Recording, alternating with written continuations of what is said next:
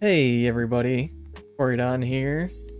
Hoping you are having a fantastic day, night, evening, morning, whatever. Here to bring you an Across the Obelisk 1.1 tier list, going through all the characters. I want to preface this that it is just my opinion.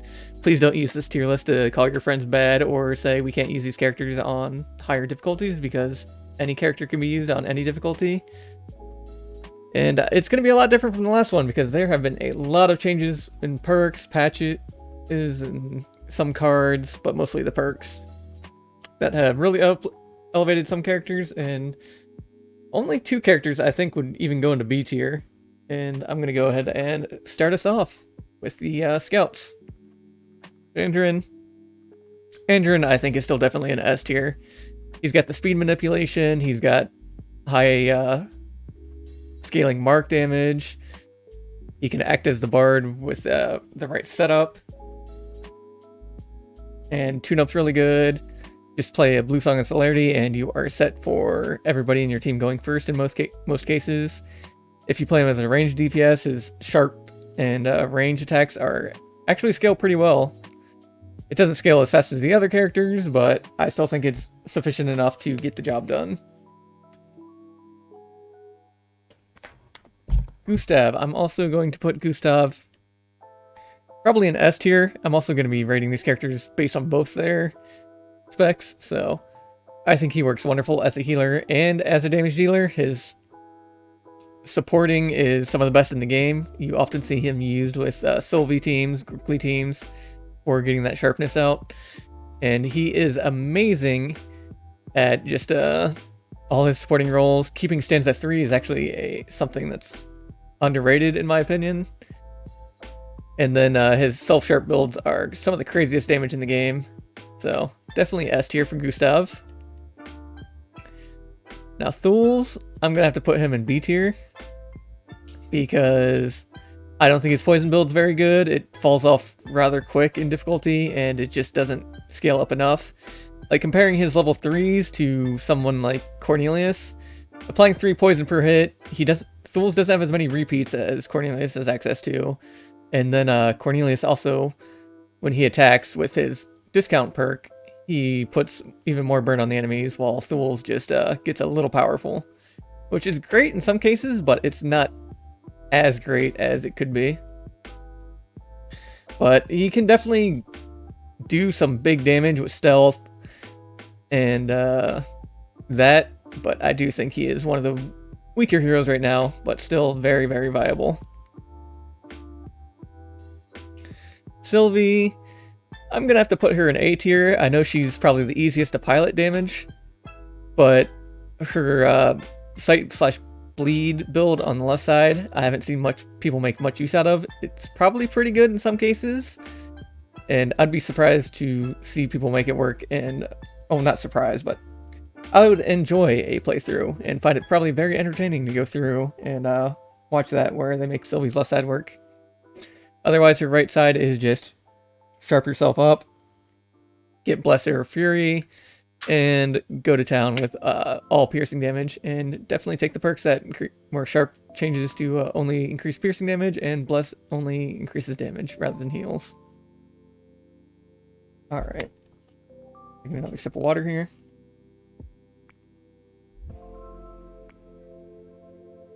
Alright, next up is Magnus. I'm going to have to slide him down into A tier. I think he's excellent, but his left side could definitely use some work. He does have the meme of Mageness, where you can play Thunderclap and only use mage spells and skill cards and generated cards to keep his 250% damage bonus. But I think his follow-up could use a lot of work. It's not that great. Even though you can get free Skull Splitters out of it, it's probably one of the clumsiest DPS cards to use. And then his level 3 choice between Offense Mastery and Defense Mastery is pretty bland, and his level 5 choices are definitely extremely bland, in my opinion. Weapon Mastery at 5 is actually pretty interesting because it increases all damage done by 7, which is good for like multi-hit attacks. But I'm not sure how good that is when you have access to things like Fortify stacking, Bless, and Sharp. Speaking of fortify stacking, Heiner, S tier now. Definitely one of the best heroes in the game. Even though his DPS side is a little bit memey, it's still pretty damn good even in the Obelisk mode.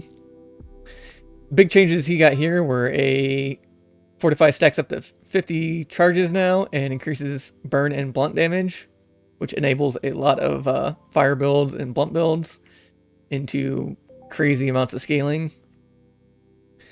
His Steel Forge is definitely probably the best level 2 in the game, giving the team a crap ton of survivability.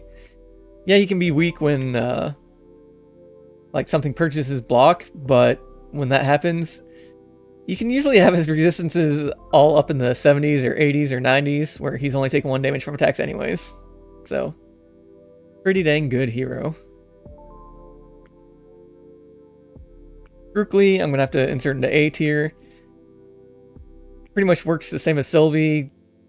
Get his Fury really high, get his Sharp really high, and go to town and kill everything. His Fury build is really good. His just general melee attack builds are great. His bleed builds have a little something to be desired. I don't think they've been experimented with that much, but he works well enough in Obelisk Challenge and in Adventure mode. You just gotta hit and rely on him as a tank, so that's kind of why he's down in A tier. I should have also mentioned Magnus has his unique card of Hal is really good. Bree's gonna go up probably in S tier because she has some of the best level 2 in the game with defensive strategy, and probably the best level 4 in the game with Command and Conquer, being able to heal everybody a massive amount and apply powerful to the whole team. But yeah, she works with skills, she works with good with thorns. I probably should dock her down to A tier because of her thorns build is not that good on higher madness and anything with restricted power. I think she gets really penalized for having Queen of Thorns, because on a fight like Handcheck, when you're actually going to have Queen of Thorns, you don't want to be getting hit by his damaging attacks, because the more he can actually hit your HP, the more bad debuffs he's going to put on you and enable the kill. Otherwise, she is really good. I think she goes faster than Magnus with her starting item and a fast perk, so she can also run the piercing howls and slow effects and speed boost that he can, but Magnus does get the free piercing howl in his deck with Captain's Howl, so do keep that in mind. Evelyn, I think I'm going to put her A tier. Thinking S tier, she does amazing support, she does a really good DPS. You do have to build around her a little bit, but I think she's just so versatile that she does earn a spot up high with everybody else. Probably putting her in the A tier for the same reason I'm putting Sylvie here. Easy to pilot, but I do find her like tank build, the right side build, a little bit niche versus what she can do on the various elemental DPS builds. But enchant weapons is probably one of the best things in the game, so I'm going to put her in S for that, just because I love enchant weapons so much. The variety she can bring with that, Arcane Conduit, the variety she can bring with that. There's just so many builds you can do with her, and definitely supports. And she gets more powerful the more mages are in the group, so if she has a Wilbur or Cornelius, she just does so much better. Cornelius, I'm going to put him in S tier as well. He's been always extremely good, but people have now found out about the cold resistance and fire damage does double damage when there's only 2 or less debuffs on the enemies. Extremely strong build that. Fire also is easy way to like wipe hallway fights. Cornelius in Obelisk mode can just, if he gets the right draw, or you can set him up with the right draw, will just wipe out a combat in 1 turn. He is that good. Does have a weakness when enemies are immune to fire, but you can usually get around that by smart play. Wilbur? Wilbur, I'm thinking about putting in S as well. such a great mage, but his book build leaves a little bit to be desired, but I think his lightning damage is crazy good. It actually makes a lot of the fights in the late game easier because enemies are often hampered when they lose their block and deal damage based off a block like the twins, or it's there's so much extra DOT damage on something like Archon when that spark charges are off the rails. Book, I haven't seen people do much with it, and it is a little bit weak and memey, but being able to make memes like transferring 0-cost spells to Magnus and having him go to town is always fun. Zek, I think he's an A rank. Vastly underestimated him. He's very, very good, but you just have to know how to pilot him. And by piloting, I mean being able to know how to stack Dark up to 24 before bursting it. Knowing how to make use of Cursemancy over the cold spell. And also being able to spec Zek and his group out right for doing the most amount of damage out of him, like sharpening, increasing dark damage, stuff like that. He also gets a boost this patch because of the Blood Goblet that just came in, where he can apply bleed stacks with his darkness and really makes use of putting so much dark on all the enemies that way. Dark Flame Ring is also really good. But yeah, I think he's a solid A tier now. Reginald, probably A tier. He's great. He's probably going to be one of the first reasons you beat the game on your first runs, because you are stacking Bless as your scaling option. Or you are using him to heal through... I think most people use Reginald and Otis, with Reginald as a DPS and Otis as a healer. But I think Reginald is just solid on his own. Focus, his level 2s aren't that great, usually taking them out of the deck in most / all cases. But his level 2 choices are kind of amazing, with being able to grant extra bless per turn and mana refunds.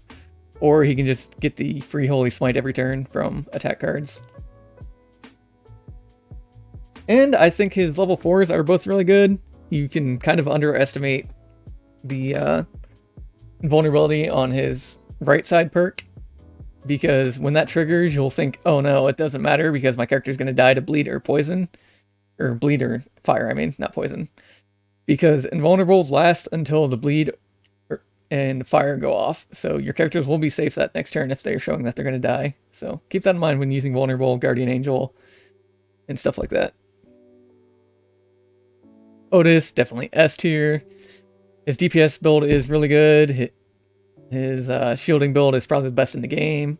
He gets even more broken with Orby. There's not much more to say on him about that.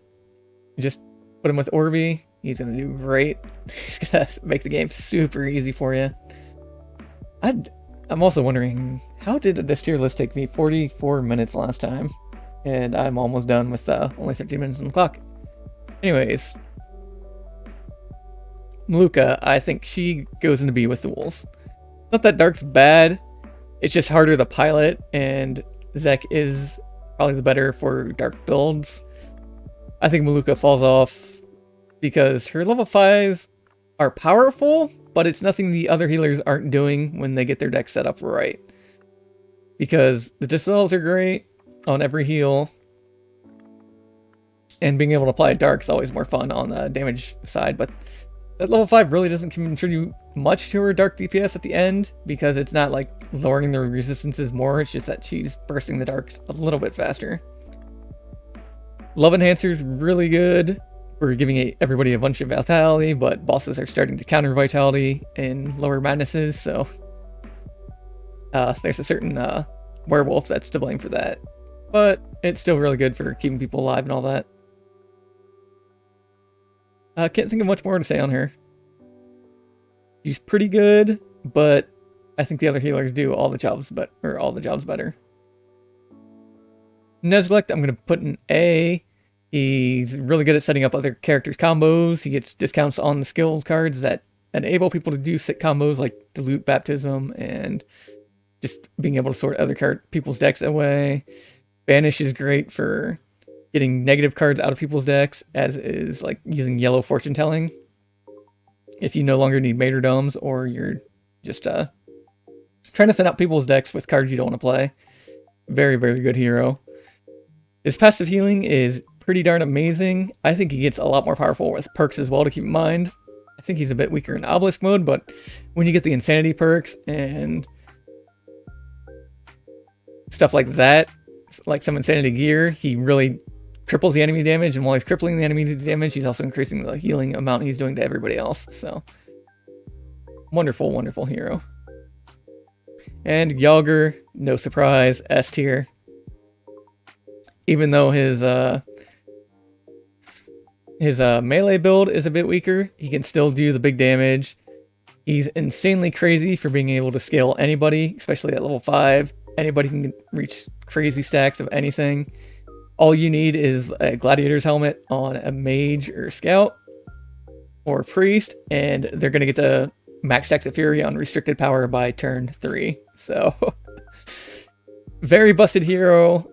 Love him. Probably going to get nerfed, but I don't think the nerf will do too much to him. And yeah, I might need to be more detailed on this, but I think a quicker tier list is better since I do have the other tier list where I go into more detail. But I think I explained everything for everybody, like why they're up there. And do hope you all have a wonderful night. Remember to brush your teeth, take care of yourselves. You're all valid and awesome. Peace.